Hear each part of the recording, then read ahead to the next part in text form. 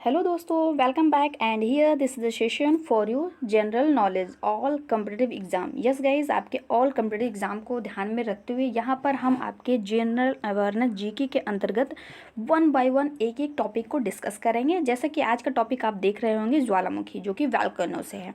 तो गाइज, इसको हम याद रखने के लिए कुछ ट्रिक्स का भी सहारा लेंगे। क्या है दोस्तों, कुछ ट्रिक्स का भी सहारा हम यहाँ पे लेंगे। तो दोस्तों, ये सभी जो है आपके ऑल कम्पिटिटिव एग्जाम को ध्यान में रखते हुए हम एक एक पॉइंट को डिस्कस करेंगे। ये हमारा मतलब प्रयास आपके लिए कैसा रहा, आप हमें कमेंट करके ज़रूर बताइएगा। एंड हाँ दोस्तों, हमारे चैनल को सब्सक्राइब कर लीजिएगा अगर सब्सक्राइब नहीं किया है तो, एंड लाइक करके दोस्तों के साथ शेयर ज़रूर करें, जिससे कि जो भी हम जीके के अंतर्गत जो भी टॉपिक डिस्कस करेंगे आपके पेपर के लिए आपको कैसा लगा, ये आप देखते हुए आप जरूर शेयर करें एंड लाइक भी करें। तो आइए देखते हैं दोस्तों क्या है आज के सीरीज़ में बाई ट्रिक के माध्यम से।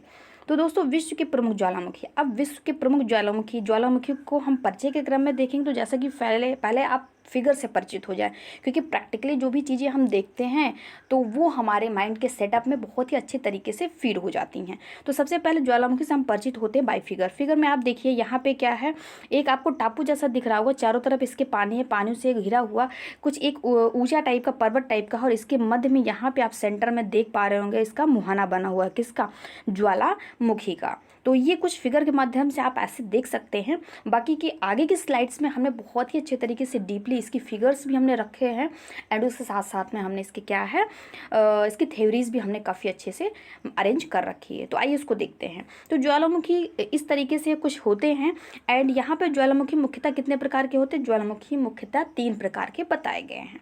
तो वो भी क्या क्या हैं, आइए उनको देखते हैं।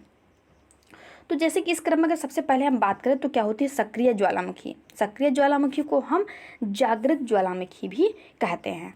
इंग्लिश में इसको हम एक्टिव वोल्केनो भी कह सकते हैं। अब इसकी क्या क्या गुण होते हैं, क्या क्या इसकी विशेषताएं होती, मतलब कोई भी ज्वालामुखी उसका एक्टिव स्तर क्या है, वो किस मोड में एक्टिव कहा जाएगा, या उसकी पहचान क्या है, उसकी विशेषताएं क्या है, ये सारी चीज़ें, क्योंकि मल्टीपल टाइम इन सभी विशेषताओं से क्वेश्चंस पूछे जा सकते हैं।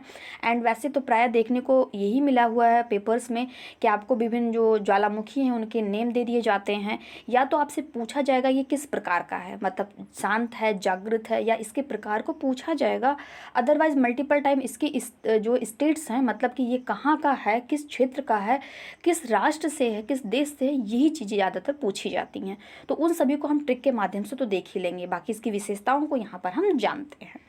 तो क्या है, इस प्रकार के ज्वालामुखी जो हैं लावा, गैस और विखंडित पदार्थों का वर्तमान में लगातार उद्गार हो रहा है। मतलब कि इस प्रकार के जो ज्वालामुखी होते हैं, मतलब कि जो एक्टिव ज्वालामुखी होते हैं, वर्तमान समय में मतलब जिस सिचुएशन में आप उनको देख रहे हैं उस सिचुएशन में क्या हो, उनके अंदर से लावा, गैसेस एंड जो कुछ विखंडित भूगर्भीय जो पदार्थ होते हैं वो कंटिन्यू उद्गार मतलब कि बहते रहते हैं। जैसे कि अभी आपने अगर इसके वो स्टेट्स को देखा, मतलब इसकी सिचुएशंस को देखा, तो कुछ इस तरीके से था, और इसका जो मुहाना था तो यहाँ से ये चीज़ें ऐसे से बहते हुए आपको देखने को मिलेंगी। तो कुछ इस तरीके से आपको ये चीज़ें नज़र आएंगी, इसे कहते हैं उद्गार। क्योंकि कुछ यहाँ पे थोड़ी सी हिंदी भी यूज़ की गई है, तो उन सभी को हम आपको समझाने का, आपके साथ डिस्कस करने का प्रयास करेंगे। अगर कहीं कोई इशूज़ है, कोई सजेशन है, कोई कमेंट है, तो ज़रूर हमें कमेंट के माध्यम से बताएं। एंड हाँ दोस्तों, शेयर करना दोस्तों के साथ में बिल्कुल मत भूलें, शेयर करें एंड वीडियोज़ को लाइक भी करें। आगे दोस्तों, वर्तमान में विश्व में लगभग 500 सक्रिय ज्वालामुखी हैं। कितने दोस्तों, अगर विश्व स्तर पर अगर हम बात करें तो पूरे विश्व में लगभग 500 सक्रिय ज्वालामुखी हैं। जैसे कि इटली का एटना जो हवाई द्वीप का मोना लोआ सक्रिय ज्वालामुखी है। तो ये काफ़ी फेमस ज्वालामुखी, आप इसको ध्यान में रख सकते हैं इसके नेम को, तो ज़्यादा बेटर होगा, क्योंकि पेपर में ऐसे ही पूछे जाते हैं कि ये ज्वालामुखी का नेम दे दिया जाएगा इसके प्रकार। तो ये क्या है, सक्रिय ज्वालामुखी है। कहाँ है, तो ये इटली में है। इटली का कहाँ है, एटना में है। तो ये एक क्या है, हवाई द्वीप पर स्थित एक ज्वालामुखी है। नेक्स्ट क्रम की अगर हम बात करें तो भूमध्य सागर में स्थित स्ट्रैम्बोली ज्वालामुखी को भूमध्य सागर का प्रकाश स्तंभ भी कहते हैं। In English, lighthouse of Mediterranean sea. तो ये भी बहुत ज़्यादा इंपॉर्टेंट है, इस क्रम को जरूर ध्यान में रखिएगा। इसीलिए हम एग्जाम के पॉइंट ऑफ व्यू से इंपॉर्टेंट पॉइंट्स ही हम कलेक्ट करके यहाँ पे हमने रखा हुआ है। तो भूमध्य सागर में स्थित जो स्ट्रैम्बोली ज्वालामुखी है, कहाँ पर स्थित है? भूमध्य सागर में स्थित है। तो इसको भूमध्य सागर का प्रकाश स्तंभ भी कहा जाता है। तो इंग्लिश में अगर नाम आ जाएगा तो भी आप ध्यान में रखिएगा, lighthouse of Mediterranean sea. Next है इक्वाडोर में स्थित कोटोपैक्सी।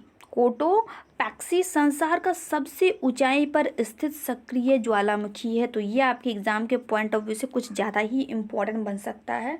क्वेश्चंस बन सकता है आपका कि विश्व ही में या संसार में सबसे ऊंचाई पर स्थित ज्वालामुखी कौन सा है, वो भी सक्रिय। तो आपका नाम क्या आ जाएगा? कोटोपैक्सी। और कहाँ पर है ये? तो ये आपका है इक्वाडोर में स्थित है, इक्वाडोर में। तो मैं आशा करती हूँ ये चीज़ें आपको इजीली समझ में आई होंगी। बट अगर कोई डाउट है तो कमेंट के माध्यम से अपने डाउट्स को क्लियर कर सकते हैं। एंड वीडियोस कैसा लग रहा है ये भी हमें कमेंट करके ज़रूर बताइएगा। एंड हाँ दोस्तों, शेयर करना एंड लाइक करना ना भूलिएगा। आइए देखते हैं इसका दूसरा प्रकार। दूसरा प्रकार क्या है? प्रक्षुब्ध ज्वालामुखी, जिसे हम डोरमैट वोल्केनो कहते हैं। अब प्रक्षुब्ध ज्वालामुखी, जैसे कि हमने ज्वालामुखी के प्रकार बताए हैं, तो ज्वालामुखी 3 प्रकार के होते हैं। तो पहला हमने डिस्कस किया, पहला क्या था? जो है एक्टिव वोल्केनो, ये था। दूसरा क्या है आपका? प्रसुप्त ज्वालामुखी, मतलब डोरमैट वोल्केनो। इसकी विशेषताएं क्या हैं? वे सभी ज्वालामुखी जो कुछ समय में जिनमें उद्गार नहीं हो रहा है पुनः उद्गार होने लगता है, उन्हें प्रसुप्त ज्वालामुखी कहते हैं। फॉर एग्जाम्पल, जैसे कि जो ज्वालामुखी होते हैं और वर्तमान समय में उनमें ये जो उद्गार है, जो बहाव है लावा, मैग्मा या जो है विभिन्न जो गैसें या भूगर्भीय जो विभिन्न पदार्थ हैं, इन सभी का वर्तमान समय में तो नहीं हो रहा है, लेकिन ये कुछ समय के लिए शांत हो जाती है और कुछ समय बाद ही स्वतः ही एक्टिव हो जाती हैं। तो इस वजह से मतलब कुछ ज्वालामुखी होती है जो कि परमानेंट कंटिन्यू जो होती हैं वो एक्टिव होती हैं, लेकिन कुछ ज्वालामुखी होती है जो क्या होती है, अपने समय से एक समय में वो उद्गार उनका निकलता है और कुछ समय बाद वो स्वतः ही शांत हो जाती हैं। तो इन्हें हम क्या कहते हैं? प्रसुप्त ज्वालामुखी कहते हैं। चीज़ समझ पाए आप? आगे है नेक्स्ट, इंडोनेशिया का क्राकाटोआ और इटली का विसुवियस इनके प्रमुख उदाहरण हैं। किसके? प्रसुप्त ज्वालामुखी के। तो ये चीज़ें भी आप ध्यान में रखिएगा, बहुत ही ज़्यादा इम्पोर्टेंट ये आपके लिए बन जाते हैं। आगे हम तीसरे कड़ी में अगर हम बात करें, आगे दोस्तों इसके फिगर्स भी हमने ऐड कर रखे हैं, उसको हम आगे देखते हैं। तो इसी क्रम में तीसरा क्या है? मृत या शांत ज्वालामुखी। मृत या शांत ज्वालामुखी। अब इसकी जो फीचर्स हैं, इसकी जो विशेषताएं क्या क्या हैं?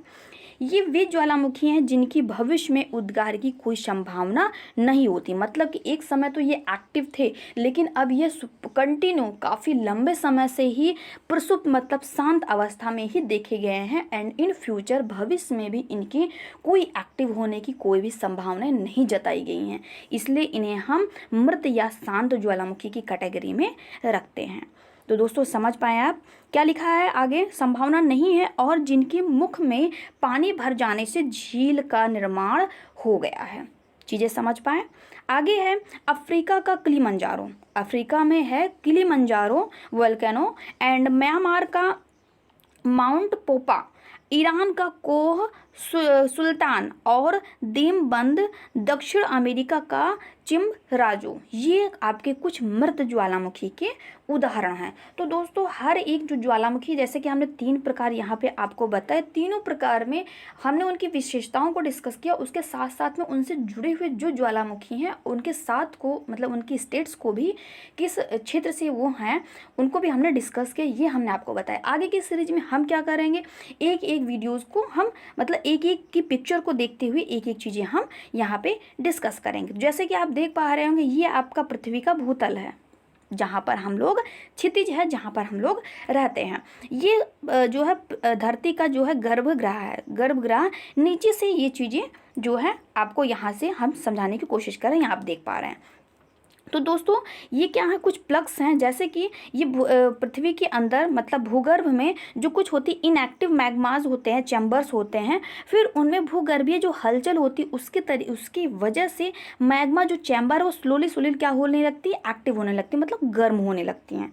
ये गर्म होने की सिचुएशन आपको दिखाई गई है, धीरे धीरे गर्म होने लगती हैं। एंड जब ये मैग्मा का स्तर, जो मैग्मा का जो चैम्बर है, जो यहाँ पर एकदम कुछ भी नहीं था, जब ये हाफ भरा हुआ होता है एंड उसके बाद में धीरे धीरे यही सिचुएशन कंटिन्यू, जब यहाँ पे फुल हो जाता है तो ये यहाँ पे ये चैम्बर जो है फूट कर निकलने लगता है। ये चैम्बर क्या होता है, फूट कर निकलने लगता है। तो यही क्या हो जाता है, आपकी ज्वालामुखी हो जाती है। चीज़ें समझ पाएँ आप, बाई फिगर इसको देख सकते हैं।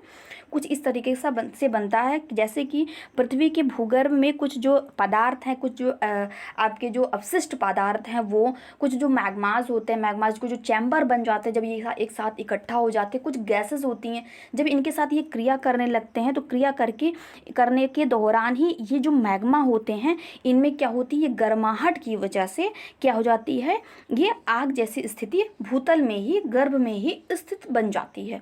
और ये धीरे धीरे जब ये स्थिति कुछ ज़्यादा ही हो जाती है और ये मैग्मा का जो चैम्बर जब ये भर जाता है तो ये क्या होता है, ये कहीं ना कहीं से पृथ्वी को, धरती को फोड़कर निकलने लगता है। तो यह स्थिति ही ज्वालामुखी बन जाती है। तो दोस्तों इस फिगर के माध्यम से बहुत ही इजी भाषा में, बहुत ही इजी वे में एंड फिगर बाय फिगर हमने आपको समझाने की, आपको साथ डिस्कस करने की हमने कोशिश की है। सो दोस्तों आगे बढ़ते हैं। आगे क्या है, इसको हम इसके जो कुछ जो प्रमुख ज्वालामुखी हैं उनके स्टेट्स को हम क्या करते हैं, बाय ट्रिक के माध्यम से हम याद करते हैं, जैसे कि हमने अभी आपको बताया। आगे की वीडियो की सीरीज में भी हमने कुछ कटिंग्स आपके लिए रखी हुई हैं, जो कि हमने पेपर से कहीं ना कहीं से जो भी हमें मिलती है वो हमने यहाँ पे आपके जो ज्वालामुखी से संबंधित है हमने उसको जो है टिक कर दिया है। आगे की सीरीज में उसको डिस्कस करेंगे, क्योंकि यहाँ पे सारी चीज़ें जो हैं हम आपकी नॉलेज, आपके पेपर के पॉइंट ऑफ व्यू से कलेक्ट कर रहे हैं। So ignore that. कोई भी अगर त्रुटि होती है तो आप ज़रूर हमें कमेंट करके बताएं, हम नेक्स्ट वीडियो को सुधार करेंगे। एंड हाँ दोस्तों, वीडियो को शेयर करना दोस्तों साथ बिल्कुल मत भूलें। आइए देखते हैं क्या है। तो कुछ ट्रिक के माध्यम से हम कुछ वॉल्केनोस को, कुल ज्वालामुखी को हम याद में रखते हैं। तो बाय ट्रिक, ए चीकी पापा कहा दे। ए चीकी, जैसे किसी बच्चे का हम बहुत ही प्यारा नेम चीकी रख देते हैं, तो ये हम कह सकते हैं। तो ए चीकी पापा कह दे, तो ये क्या है, सो ए जो है वो ए को डिनोट करता है एका गुआ, एका का गुआ, एकांका गुआ। और इसमें ये कहाँ है, ये आपका है अर्जेंटीना में। तो यहाँ पे ये जो ट्रिक के वर्ड्स हैं ये हैं, ये ज्वालामुखी हैं एंड ये किस देश से ये हैं, ये हम आपको स्टेट्स के बताएंगे। तो ए यहाँ पे जो ए चीकी पापा कह दे, तो ए जो है यहाँ पे वर्ड जो डिनोट करता है वो एकांका गुआ को, और ये कहाँ है, अर्जेंटीना में है। नेक्स्ट है ची, तो ची से चिम्बराजो। चिम्बराजो कहाँ है, ये आपका दक्षिणी अफ्रीका में। सो कहाँ है आपका, दक्षिणी अफ्रीका, साउथ अफ्रीका में है। नेक्स्ट है चिकी, की का हो जाएगा, क्या हो जाएगा, किलिमंजारो। किलिमंजारो आपका कहाँ हो जाएगा, अफ्रीका में। पापा को हम कह सकते हैं पोपा, और पोपा जो है आपका ये कहाँ है, म्यांमार में है। कह मतलब कोह सुल्तान, कोह सुल्तान आपका कहाँ से हो जाएगा, ईरान से हो जाएगा। और दे आपका देमबंद, यह आपका ईरान से हो जाएगा। तो ये कुछ ट्रिक के माध्यम से क्या है, कुछ आपके वोल्केनोज हैं और ये कहाँ से बिलोंग करते हैं, किस देश से, किस स्टेट से, वो हमने यहाँ पे आपको डिफाइन कर दिया है। सो दोस्तों शेयर करना बिल्कुल मत भूलें, शेयर करते हैं। जो भी दोस्त नए हैं, जो भी फ्रेंड्स नए हैं, जिन्होंने चैनल को अभी तक सब्सक्राइब नहीं किया, तो आप सभी से रिक्वेस्ट है चैनल को सब्सक्राइब ज़रूर करें। आइए आगे नेक्स्ट ट्रिक क्या है। तो अब यहाँ पे जैसे कि हमने अभी आपको डिस्क्रिप्शन में ऑलरेडी बताया कि ज्वालामुखीज़ में मैग्माज होते हैं, कुछ अवशिष्ट पदार्थ होते हैं और उसके साथ साथ में कुछ गैसें भी निकलती हैं। अब गैसों से ध्यान आया, तो गैसें कौन कौन सी निकलती हैं, आपके माइंड में प्रश्न उठ रहा होगा, तो उनको भी हमने ट्रिक के माध्यम से अरेंज कर दिया है। ये भी आपसे पूछा जा सकता है आपके यूपीएससी लेवल के एग्ज़ाम्स में। कैसे दोस्तों, आपके यूपीएससी लेवल्स के जो एग्ज़ाम्स होते हैं उसमें आपसे ये पूछा जा सकता है। तो इसको हम एक बहुत ही अच्छे से ट्रिक के माध्यम से, जल को सोना है, जल को सोना है, ऐसी एक ट्रिक अगर रख लेते हैं तो ये जल को सोना ही आपकी ज्वालामुखी की गैस से डिफाइन कर देता है। जैसे कि जल, तो जलवाष्प, मतलब कि ज्वालामुखी से जलवाष्प भी निकलते हैं।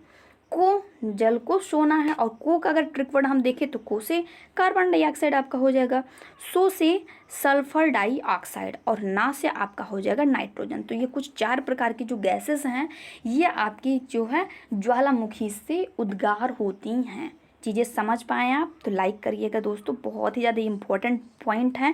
एंड इसको एक ट्रिक के माध्यम से हमने क्या किया है, अरेंज करने की कोशिश की है। तो दोस्तों आगे बढ़ते हैं। आगे की सीरीज में क्या है, जी के ट्रिक, विश्व के प्रमुख ज्वालामुखी पर्वत। अब विश्व के प्रमुख ज्वालामुखी पर्वत ये हम देखते हैं। तो विश्व के जो प्रमुख ज्वालामुखी पर्वत है उनको आप यहाँ पे देखिए। पर्वत अभी तक हम डिस्कस कर रहे थे ज्वालामुखी, मतलब ज्वालामुखी कौन कौन से, अब कौन कौन से हैं अब यहाँ पे जो डिस्कस करेंगे हम कि पर्वतों पर कौन कौन से ज्वालामुखी स्थित हैं। जैसे कि आप देख पा रहे होंगे यहाँ का एटमॉस्फेयर, अभी तक जो इससे पहले हमने जो फर्स्ट सीरीज में डिस्कस किया था वो आपने ज्वालामुखी की इसके आसपास सारे पानी देखे थे। जल मतलब जल के मध्य में एक टापू जैसा ऊंचा स्थान था, उस टाइप के जो ज्वालामुखी थे वो सब हमने देखे। उसमें आपका एक्टिव था, प्रसुप्त था और मृत था, ये 3 तरीके के हमने देखे। अब विश्व में जो प्रमुख जो पर्वतों पर जो स्थित ज्वालामुखी हैं वो कौन कौन से हैं। तो विश्व के प्रमुख पर्वतों पर स्थित ज्वालामुखी की जो ट्रिक्स है, इन ट्रिक्स को हम यहाँ पे देखते हैं। तो ये ट्रिक्स क्या है कि कोची में 20 फ्यूज जले, मतलब कोची में 20 जो है फ्यूज जल गए, ऐसा ट्रिक मान लेते हैं। इसका मतलब कि आपको इसको केवल याद रखने के लिए ध्यान में रखना है, ऐसा कोई घटना नहीं घटी हुई है कि कोची है स्थान उसमें कहीं पे फ्यूज जल गया, ऐसा कुछ नहीं है। बट एक ट्रिक के माध्यम से हमने इसको फनी सा ट्रिक एक क्रिएट कर दिया आपको याद रखने के लिए। तो यहाँ पे हमने ट्रिक के वर्ड्स अरेंज किए हैं। यहाँ पे हमने क्या कर दिया, ज्वालामुखी जो पर्वत हैं वो हमने, और ये किस देश में किस स्टेट्स में है ये हमने यहाँ पे बिलोंग कर दिया है। तो कोची यहाँ पे को से बिलोंग करता है, क्या आपका हो जाएगा कोटोपैक्सी पर्वत। कोटोपैक्सी पर्वत है, और कोटोपैक्सी पर्वत पर आपका कौन सा जो है किस देश में है, ये आपका है इक्वाडोर पर। यहाँ पर कोटोपैक्सी ज्वालामुखी का उद्गार होता है। ये बहुत ही ज़्यादा इम्पोर्टेंट है यूपीएससी के लिए, तो दोस्तों ध्यान में रखिएगा, बहुत ही ज़्यादा, एंड एसएससी के लिए भी ये इम्पोर्टेंट बनता है फंक्शन, तो ध्यान में रखिएगा। कोची के साथ में ची अगर हम बात करें तो क्या हो जाएगा, चिम्बेरेंजो पर्वत, ये आपका हो जाएगा। ये कहाँ पे है, ये भी आपके इक्वाडोर में है। कोची में फ्यूज जले, और मे में अगर हम बात करें तो मेयान पर्वत हो जाएगा, और ये कहाँ है आपका फिलीपींस में हो जाएगा। 20 फ्यूज जले तो विशुवियस पर्वत, और विशुवियस पर्वत कहाँ है दोस्तों, ये आपका हो जाएगा इटली में। समझ पाए आप, बहुत ही ज़्यादा इंपॉर्टेंट एंड जो है इनको हमको ट्रिक के माध्यम से हमने इसको अरेंज किया है। सो ध्यान दीजिए, अगर कोई डाउट है तो कमेंट्स के माध्यम से आप क्लियर कर सकते हैं। आगे के क्रम में अगर हम बात करें कि कोची में 20 फ्यूज जले, और फ्यूज के क्रम में अगर हम देखें तो फ्यूजियामा कौन सा पर्वत है दोस्तों, फ्यूजियामा पर्वत है, और ये कहाँ है आपका, ये जापान में है। और जले सुख आपका हो जाएगा ज्वालामुखी पर्वत। ये सिंपल सा थोड़ा सा एक ट्रिक को मोड़ देने की कोशिश की गई है। तो ये ट्रिक एंड ये जो हमारा प्रयास था आपको कैसा लगा कमेंट करके बताइएगा। आगे हम देखते हैं दोस्तों, इस जीके के ट्रिक के क्रम में हम कुछ जो वलित पर्वत हैं, मतलब पर्वत, अब ट्रिक के ज्वालामुखी के साथ साथ में अगर हमने ज्वालामुखी के पर्वत पढ़े तो यहाँ पर हम इसी के साथ में अगर हम पर्वतों को भी जोड़ देते तो काफ़ी ईजी होगा आपको ध्यान में रखने में, और ये चीज़ें काफ़ी इंपॉर्टेंट बनती है आपके पेपर के लिए। तो पर्वत मुख्य तरीके से कितने प्रकार के होते हैं, तो पर्वत मुख्यतः आपके कितने प्रकार के होते हैं, 4 प्रकार के होते हैं, जिसमें पहला आपका वलित पर्वत, दूसरा आपका हो जाएगा ब्रंतोस्क पर्वत, जैसे हम ब्लॉक पर्वत कहते हैं, तीसरा हो जाएगा ज्वालामुखी पर्वत जैसे कि हमने डिस्कस ही किया था, एंड चौथा हो जाएगा अपशिष्ट पर्वत। तो ये क्या है, तो दोस्तों आज हम जो दुनिया के जो वलित पर्वत है उनको याद रखने की ट्रिक बताएंगे आपको, और इनको पहचानने हैं कैसे कैसे पहचानेंगे आप वो देखते हैं। तो क्या होते हैं वलित पर्वत, आइए देखते हैं इस क्रम में वलित पर्वत क्या हैं। तो वलित पर्वत बाय फिगर आप देख सकते हैं, जैसे कि हम जानते हैं कि पृथ्वी की जो है टेक्टोनिक जो चट्टानें हैं, कौन सी चट्टानें, टेक्टोनिक जो चट्टानें हैं एक दूसरे से क्या होती, टकराती हैं, सिकुड़ती हैं, एक दूसरे से टकराती हैं या सिकुड़ती हैं, तो जिससे पृथ्वी की सतह में मोड़ के कारण उभार आ जाता है। दुनिया में लगभग बड़े और ऊंचे पर्वत युवा मोड़ देकर वलित पर्वत मतलब बन जाते हैं या वलित पर्वत का मोड़ दे देते हैं। हिमालय, यूरोपियन आल्प्स और अमेरिकी मतलब उत्तरी अमेरिकी में जो रॉकीज पर्वत है, ये दक्षिणी अमेरिकी एंडीज जो पर्वत है ये वगैरह, मतलब ये सभी जो हैं युवा अर्थात नए पर्वत हैं। तो ये सभी जो नए पर्वत हैं इन्हें सबसे ऊंचे पर्वत की श्रेणी में एंड युवा पर्वत की श्रेणी में एक अच्छा सा नाम आपको मिला है युवा। ये भी आपसे पेपर में पूछा जा सकता है, मल्टीपल आपको ऑप्शन दे दिए जाएंगे, उस ऑप्शन में से आपको युवा पर्वत इंगित करके पूछा जा सकता है, ऐसा क्वेश्चन बन सकते हैं। तो दोस्तों जैसे कि आप यहाँ पे फिगर में देख पा रहे होंगे कि जैसे कि कि जो जो टेक्टोनिक जो चट्टानें होती हैं, मतलब कि जो चट्टानें होती हैं पृथ्वी के भूगर्भ में वो जो कुछ तरीके से ऐसे ऐसे होती हैं, और जो इधर वाली होती है, जब इन सभी में क्या होता है, जो दबाव होता है, जब सिकुड़न होती है तो ये क्या होती है, एक दूसरे के अंतर्गत दब जाती हैं। क्या होती है, एक दूसरे के अंतर्गत दब जाती हैं। ये चीज़ें आप देख पा रहे हैं ऐसे कुछ, और ये चीज़ें आप देख पा रहे होंगे आप फिगर में भी, कि जो इधर की जो चट्टानें थी यूं यूं थी, ऐसे सीधे आ रहे थे, और ये जब ये पूरी चट्टानें थी, और जब इनके अंदर क्या हुआ, सिकुड़न हुई, एक दूसरे की तरफ से सिकुड़न हुई, तो ये क्या हुआ, ये इस तरीके से धरती के अंदर की ओर मुड़ गया। तो इस तरीके से यहाँ पर डीप माउंटेन एक रूट बन गया। क्या हो गया दोस्तों, डीप माउंटेन का एक रूट बन गया यहाँ पे। और ये क्या था, प्लेन मूवमेंट था हमारा, मतलब प्लेन था, जो धरती है क्षितिज है हमारा। तो इस तरीके से यहाँ पर ये जो कुछ अपशिष्ट पदार्थ ये जो दब जाते हैं, और इन्हीं तरीके से ये ऐसे क्या हो जाता है, फ्लड माउंटेन का ये यहाँ पे एक ये इस तरीके से यहाँ पर ये तरीके से बन जाता है।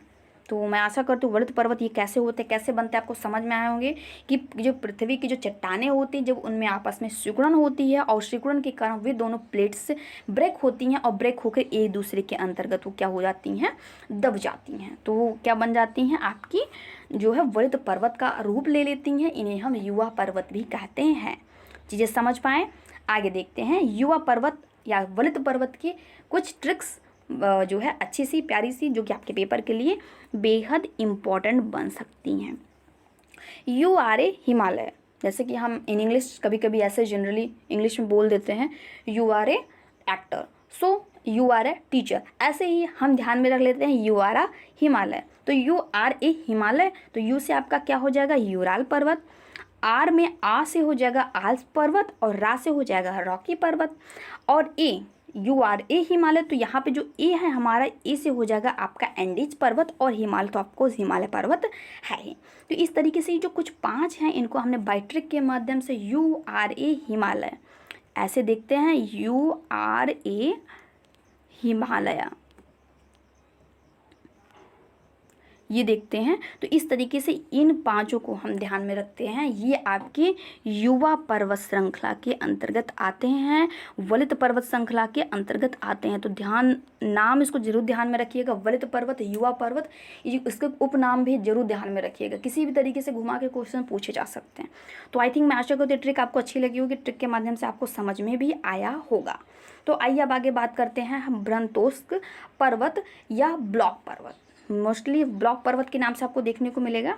तो ब्लॉक पर्वत क्या है, तो ब्लॉक पर्वत का निर्माण जो है पृथ्वी की ऊपरी सतहों में भ्रंशन के द्वारा भूभाग के ऊपर उठने अथवा जो है बहुत बड़े भूभाग के टूटकर ऊर्ध्वाधर रूप से विस्थापित हो जाने पर जो है ऊपर उठे हुए भाग को हम जो है उत्खंड या हॉर्स्ट या नीचे धसे हुए खंडों को द्रोणिका या भ्रंशक ग्राबेन कहा जाता है। जैसे यूरान जो है, यूरोप की जो है राइन घाटियाँ या जो है वॉसजेस पर्वत, हार्ज, ये है एक अच्छा उदाहरण है। तो ब्लॉक पर्वत जो होती हैं, जैसे कि हमने अपनी अभी लास्ट वीडियोज़ में, लास्ट सीरीज़ में ही हमने बलक पर्वत में बताया कि जो पृथ्वी की जो सतह होती हैं, जो हमारी जो ये प्लेट्स होती हैं, ये क्या होती है, जब सिकुड़न पैदा करती हैं तो क्या हो जाती हैं एक दूसरे के अंदर। एक तो सिचुएशन बनती है कि ये इधर से जो सिचुएशन बनती है एक दूसरे की तरफ से, जब सिकुड़न होती तो ये क्या होती हैं, ये प्लेट्स एक दूसरे के अंतर्गत जो है यहाँ पे बीच में एक जो है एक प्लेट्स नीचे हो जाती है, एक प्लेट्स उसके ऊपर से उसको दबा देती है। तो कुछ इस तरीके से घटनाएं बन जाती है। तो ये आपका वलित पर्वत हो जाता है। लेकिन जब दोनों ही तरीके से जो दबाव बन रहा है और जो इन सिकुड़न के कारण जो कुछ ऊपर भाग उठ जाता है, कुछ जो ऊपर भाग उठ जाता है, वो ही क्या हो जाता है आपका ब्लॉक पर्वत। मतलब कि दोनों तरफ से ये पर्वतें क्या हैं, ब्लॉक हो गई हैं। और हवाएं जब है, विंड जो जब आती हैं तो इन जो है ब्लॉक पर्वत जो होती है इनको लॉक कर देती हैं, और ये ऊपर से होकर उठ के तब जाती हैं, या कभी कभी ये इन्हीं के कारण यहीं पर ही मानसूनी वर्षा कर देती है। तो कुछ इस तरीके से, वो तो वर्षा का एक अलग विषय है, यहाँ पे तो हम पर्वत डिस्कस कर रहे हैं। तो ये आप ये क्या हो जाती हैं, ब्लॉक पर्वत। और ये देख पा रहे हैं ये पृथ्वी की प्लेट्स हैं, और ये पृथ्वी की प्लेट्स में जब ये दोनों में आपस में एक दूसरे की तरफ से जब ये दबती हैं तो ये कुछ ऊपर का जो एक्स्ट्रा जो भाग होता है, पार्टीशन होता है, ये ऊपर की ओर ऊर्ध्वाधर रूप से विस्थापित हो जाता है। चीज़ें समझ पाए आप। आइए आगे क्या है, तो ज्वालामुखी। अब ज्वालामुखी पर्वत क्या है, तो ज्वालामुखी पर्वत में ज्वालामुखी पर्वत का निर्माण पृथ्वी के अंदर से निकले लावा के उद्गार के जमाव के कारण होता है। ज्वालामुखी पर्वत तो वोल्केनोज जब फटते हैं, जब एक्टिव होते हैं, तो उनके अंदर से जो मैग्मा, जो अपशिष्ट पदार्थ या जो गैसें निकलती हैं, उन सभी का समावेश, और ये जो मतलब कि जो मैग्मास है जो बहती हैं, और बहने के बाद में जिन जिन क्षेत्रों तक बहती हैं और बहने के बाद ठंडी होती हैं, और ठंडे होने पर जब ये जम जाती हैं तो ये जो हो जाती हैं आपकी ज्वालामुखी पर्वत बन जाती हैं। और इसका उदाहरण अगर हम बात करें तो वर्मा या म्यांमार का माउंट पोपा, ये है मैना लोआ जो है विसुवियस, ये सब इसके प्रमुख उदाहरण माने जाते हैं। तो यहाँ पे आप देख पा रहे हो मैग्मा का जो चैम्बर था ये क्रस्ट है धरती का, और जब ये मैग्मास यहाँ पे फटते हैं तो ये कुछ इस तरीके से बहते हैं, और बहने के बाद में क्या हो जाते हैं, ठंडे होकर जम जाते हैं। आगे बात करें हम इसी क्रम में अवशिष्ट पर्वत। अवशिष्ट पर्वत, अब अवशिष्ट पर्वत का तो एक बहुत ही अच्छा उदाहरण है जो कि आप फिगर के माध्यम से देख सकते हैं। और अवशिष्ट पर्वत का जो विनिर्माण है या निर्माण है वह दूतों के मलबों के जमाव से होता है। मतलब कि जो बाहरी जो प्राकृतिक जो मलबे होते हैं उनका एक स्थान पर एकत्रित हो जाने से अपशिष्ट पर्वतों का निर्माण हो जाता है। तो इसको हम एक क्रम में कह सकते हैं, जैसे अपशिष्ट, तो हमारे घर के जितने भी अपशिष्ट पदार्थ होते हैं उनको हम एक जगह पर, जैसे कि फॉर एग्जाम्पल अभी तो नहीं, बाकी जैसे कि कुछ समय पूर्व या हम लगभग 10-20 साल पहले चले जाएं तो क्या होता था, हमारे जो शहरों में या क्या कहते हैं गांव में क्या होता था, एक अलग का स्थान होता था जहाँ पे पूरे गांव के लोग, पूरे शहर के लोग कचरा फेंकते थे। तो वो कुछ स्थान पर वो कचरा इकट्ठा होते होते क्या होता था, एक ऊंचा स्थान बन जाता था। तो कुछ इसी तरीके की बात यहाँ पर बनाई गई है कि जो अवशिष्ट मतलब कि जो प्राकृतिक हमारे जो अपशिष्ट पदार्थ हैं वो जब कभी, चाहे वो आंधी तूफान या प्राकृतिक जो भी आपदाएं होती है या प्राकृतिक जितनी भी घटनाएं होती हैं उन सभी के माध्यम से जब वो एक ही स्थान पर एकत्रित होकर जम जाते हैं और वो बड़ा एक पर्वत का रूप ले लेते हैं तो उन्हें ही हम क्या कहते हैं, अपशिष्ट पर्वत कहते हैं। और बिहार का पारसनाथ जो पर्वत है, जो पर्वत शिखर है, इसी का ही एक उदाहरण है। और यह बिहार के साथ साथ में आपका झारखंड, मतलब कि आपका भारत की बात की जा रही है, बिहार के साथ साथ में झारखंड में भी फैला हुआ है यह पर्वत। तो बिहार का पारसनाथ पर्वत ये आपके जीके के पॉइंट ऑफ व्यू से बहुत ज़्यादा इंपॉर्टेंट बन जाता है। और ये किस प्रकार का पर्वत है, तो ये आपका एक प्रकार से अपशिष्ट पर्वत है। तो मैं आशा करती हूँ ये चीज़ें पॉइंट्स आपको क्लियर हो गई होंगी। एंड सेशन को लाइक करना एंड शेयर करना ना भूलेगा। एंड जो भी दोस्त नए हैं तो चैनल को सब्सक्राइब जरूर कर लीजिएगा। आगे देखते हैं, जैसे कि हमने बताया था कि ज्वालामुखी के क्रम में हमने कुछ पेपर्स की कटिंग से भी आपके लिए रखी हैं जो कि आपके पेपर में इससे क्वेश्चंस बन सकते हैं। तो उनको भी आइए लगे हाथ डिस्कस कर लेते हैं यहाँ पे, क्योंकि हमको पेपर के लिए जो कंटेंट है, जो इंपॉर्टेंट फैक्ट है, जो डाटाज है, उन्हें हमें कलेक्ट करना है, क्योंकि पेपर में हमें स्कोरिंग करनी है। सो दोस्तों, ज्वालामुखी जो है उद्गार की नली को ज्वालामुखी नली या वल्केनो पाइप और छिद्र मुखों को ज्वालामुखी या क्रेट कहते हैं। तो दोस्तों ये पॉइंट्स आपके लिए कब जो इम्पोर्टेंट बन सकता है, जब पेपर में आपसे परिभाषा पूछी जाए। तो अगर आप डीएलएड की वगैरह की जो है प्रशिक्षण वगैरह जो आपके बीएड्स वगैरह के होते हैं तो इन समय जब लिखित पेपर्स होता है तो वहाँ सब पे आपसे ये सब चीज़ें पूछी जा सकती हैं। अगर हम कॉम्पिटिटिव एग्जाम्स की बात करें आपके, जैसे कि जो भी आप एसएससी, रेलवे एंड टेट वगैरह से सारी जब एग्ज़ाम देते हैं जिसमें जीके सब्जेक्ट के रूप में होता है, तो उन सभी जगह पे फैक्चुअल के रूप से हो सकता है कि आपसे परिभाषा न देखिए, आपसे क्या पूछा जाता है, इनकी स्टेट्स को पूछा जाता है, किस क्षेत्र से हैं, कहाँ से हैं, किस प्रकार के हैं, और कौन सा ज्वालामुखी जो है गैसेस पूछी जा सकती हैं, कौन से ज्वालामुखी का क्या नाम है, कहाँ है, एक्टिव है, सुसुप्त है, मतलब किस प्रकार की हैं। तो ये सारी चीज़ें ही ज़्यादा इम्पोर्टेंट बन सकती हैं।